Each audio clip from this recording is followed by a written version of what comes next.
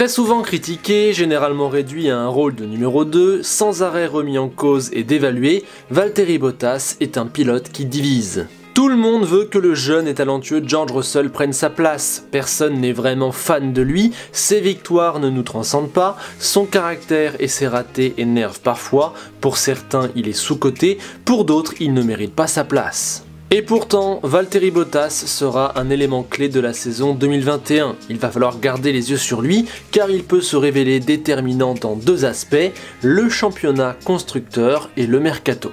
Bref, c'est vraiment un cas particulier que j'avais envie d'aborder aujourd'hui.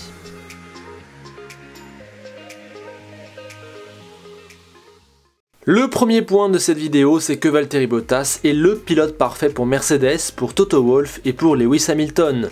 Pour moi, sa légitimité et son utilité au sein de l'écurie ne font aucun doute. On peut critiquer son niveau, dire qu'il devrait faire mieux, trouver d'autres pilotes meilleurs, mais on ne peut pas nier le fait qu'il est la personne idéale pour ce siège Mercedes. L'avoir recruté pour remplacer Rosberg a été peut-être la meilleure décision des Flèches d'Argent depuis 2015, contrairement à ce qu'on entend souvent. Prendre Ocon ou Verlaine, jeunes de l'académie, aurait représenté un risque sportif et managérial. Leur manque d'expérience et de formation aurait pu engendrer des désillusions sur la piste et mettre l'écurie dans une mauvaise posture. Le fait qu'ils appartiennent au giron Mercedes aurait aussi rajouté de la pression. Il fallait donc trouver en dehors, et Bottas était le candidat rêvé. Il représentait le compromis parfait à tous les niveaux. Expérience, talent, propreté, résultats déjà acquis, personnalité soft et gérable, valeur certaine et fiable, bref, c'était le choix idéal. Et le fait est que depuis 2017, ça marche comme sur des roulettes. Jamais Mercedes n'a eu à dire publiquement si elle avait un numéro 1 ou un numéro 2, jamais elle n'a dû régler un problème entre ces deux pilotes, et ça a toujours apporté un maximum de points. Cela est possible car les rôles sont définis naturellement sur la piste. Pendant que Lewis va chercher les titres et les victoires et n'est jamais contesté en interne, Valtteri accumule les podiums et les gros points, ce qui permet à Mercedes d'être aisément champion constructeur. Et tout ça sans avoir à imposer quoi que ce soit, c'est juste le management parfait, Toto s'est mis dans une position rêvée. Et donc, cette année encore, Bottas sera déterminant dans la quête d'un 8e sacre constructeur pour la marque allemande. Bien souvent, ses résultats sont dénigrés, et je peux le comprendre car il n'est jamais capable de jouer le titre, il déçoit régulièrement, il passe parfois à travers, bref, il n'est pas World Championship Material. Oui, mais du point de vue de Mercedes, il remplit son job à la perfection. On ne le remarque pas, mais à la fin de chaque week-end, il y a systématiquement 10, 12, 15 points dans la poche, et c'est comme ça que l'écurie est championne constructeur à 6 courses de la fin. Et cette année, Bottas sera d'autant plus important que la concurrence de Red Bull a l'air plus forte, là où l'an passé Mercedes n'avait rien à craindre. La première conséquence d'un Red Bull fort, c'est que l'écurie allemande va avoir considérablement moins de marge comparé à quand elle dominait largement et où elle avait toujours plusieurs coups d'avance et largement le temps de s'adapter. Là, il va y avoir plus de stress et de pression et donc probablement plus d'erreurs, moins de précision, en tout cas moins de confort. Et ça peut jouer en la défaveur de Bottas. S'il est derrière, que Red Bull met la pression et que seul Lewis peut rivaliser, forcément le Finlandais va y laisser des plumes. On en a déjà vu les prémices à Bahreïn. L'arrêt au stand raté, c'est juste de la pure malchance, mais la discorde sur la stratégie choisie en course en dit déjà long. Cet échange un peu bizarre avec Toto ne doit pas être surinterprété, mais il est symbolique de ce qui ne doit surtout pas arriver chez Mercedes cette année. Il faut faire attention à ne pas délaisser Bottas, même si la situation est diablement compliquée à gérer. Valtteri ne doit pas perdre confiance ou se mettre à douter de son équipe. Cela pourrait avoir des conséquences sur ses performances et donc sur la quête d'un 8e titre mondial. On vient de le voir, Mercedes devra donc redoubler de vigilance, mais Bottas va aussi devoir assurer sur la piste, car il risque d'avoir plus de concurrence que l'an dernier, où les déboires d'Albon et des Ferrari lui assuraient une 3e place au pire des cas. La course prometteuse de Sergio Pérez à Bahreïn laisse penser qu'il peut se mêler à la lutte. Valtteri risque donc d'avoir un concurrent direct, et Mercedes risque de ne plus être en situation de 2 contre 1, et ça change la donne. Attention à ce que le Finlandais ne soit pas trop largué vis-à-vis des 2 hommes de tête ou qu'il ne se retrouve pas battu par Pérez, ce qui serait difficile à vivre de tout point de vue. Je serai donc très vigilant au niveau de Bottas car il sera plus déterminant encore que l'an passé.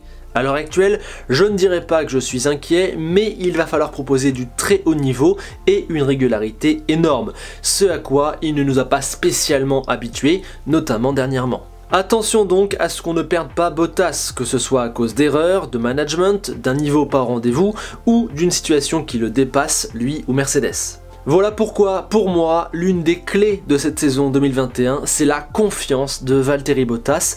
Toto va devoir veiller à ce qu'elle reste toujours au top, et ce malgré des conditions plus compliquées pour Mercedes que l'an dernier. L'autre domaine dans lequel Bottas sera une clé cette saison, c'est le mercato. À première vue, cela peut paraître paradoxal, car dans ce jeu à 3 pour 2 sièges avec Russell et Hamilton, c'est lui qui paraît le moins sexy et le moins important. Il n'est pas le premier domino, c'est Hamilton, le Britannique est le seul à pouvoir décider de ce qu'il veut faire. Il n'est pas non plus le deuxième, puisque Mercedes décidera du sort de Russell avant le sien, à mon humble avis. Dans cette affaire, Valtteri n'apparaît donc que comme un fusible. Si Lewis part, il restera sûrement, à moins qu'il soit totalement passé à travers de sa saison 2021, qu'il ait lâché mentalement ou qu'il ait envie de tenter autre chose. Et si Lewis décide de rester, on se demandera d'abord si un duo avec Russell est envisageable avant de traiter la question Bottas. Dans le cas où le duo Hamilton-Russell n'est pas possible, Bottas sera probablement reconduit pour reformer un duo qui marche très bien. Mais si à l'inverse, Mercedes et Hamilton sont disposés à accueillir Russell, alors Valtteri sera certainement mis dehors. On vient donc bien de le vérifier, Bottas est le troisième homme de ce jeu, il n'a clairement pas son destin entre les mains. Mais justement, c'est en ça qu'il sera une clé. Pour moi, le négliger ou le traiter comme un simple fusible serait une erreur. Il faut le considérer au même titre que les deux autres, sinon on risque encore de le perdre sportivement et ou mentalement. Le traiter comme la pièce rapportée qu'on gardera ou pas selon les dictats d'Hamilton et d'AMG, c'est la meilleure manière de le perdre, vu son caractère, ses tendances parfois individualistes et son mental qui a tendance à défaillir dès qu'une difficulté ou un désamour se présente. Si Valtteri apprend à la mi-saison qu'il est viré ou qu'il se sent totalement lésé dans les négociations, il peut lâcher sportivement, ce qui serait une terrible nouvelle, on l'a vu en première partie de vidéo. Mais, et c'est très intéressant, il pourrait aussi décider d'arrêter de faire le jeu de l'équipe, de la jouer solo, ce qui compromettrait l'équilibre interne parfait de Mercedes. On a déjà vu Bottas être assez renfermé sur lui-même, assez individualiste, et donc si jamais il sent que sa fin est proche chez Mercedes, il peut totalement décider de mettre des bâtons dans les roues à l'équipe ou à Hamilton, ça ne m'étonnerait pas. Bref, pour moi, prendre Bottas par-dessus la jambe durant le mercato, c'est se tirer une balle dans le pied, vu comment il est le sidekick parfait, et vu comment ses points sont importants, particulièrement cette année. La situation n'est donc absolument pas facile pour Mercedes, on aura l'occasion d'y revenir. Voilà donc pourquoi je pense qu'il faut surveiller Bottas plus que d'habitude en 2021, pourquoi je pense qu'il est un facteur X de cette saison. Cette vidéo ne se veut pas particulièrement alarmiste ou pessimiste concernant notre pilote finlandais favori, je voulais simplement pointer du doigt deux situations dans lesquelles il sera déterminant et qui seront, selon moi, des temps forts de la saison. On suivra bien évidemment l'évolution au fil des semaines et des Grands Prix, en tout cas sachez que je garde un œil sur Bottas car sa situation me semble un peu à risque sur certains points. Désormais je vous attends dans les commentaires pour savoir ce que vous pensez du cas Valtteri Bottas et de sa situation. Où le voyez-vous au championnat?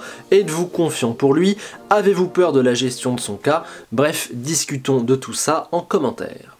Avant de vous quitter, j'ai quelques petites choses à vous dire. Tout d'abord, vous remercier de votre soutien infaillible.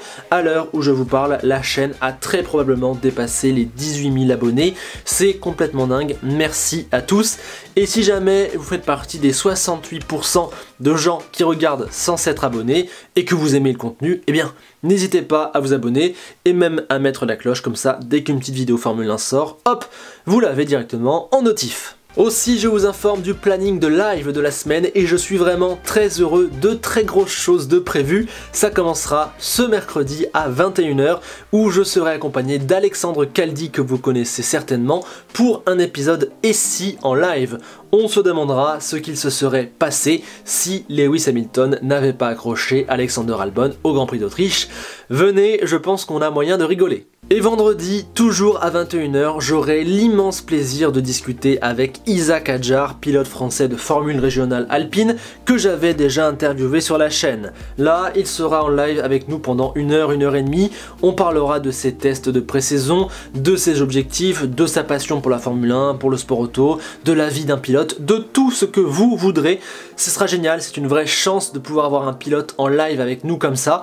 Bref, venez nombreux, j'ai vraiment hâte de faire ce live avec vous et avec Isaac. Allez, sur ce, je vous laisse, plein de contenu à venir d'ici le Grand Prix d'Imola, j'ai hâte de tout vous proposer. On se quitte comme d'habitude avec la phrase d'Enzo Ferrari qui nous dit aujourd'hui « Et oui, à bientôt ».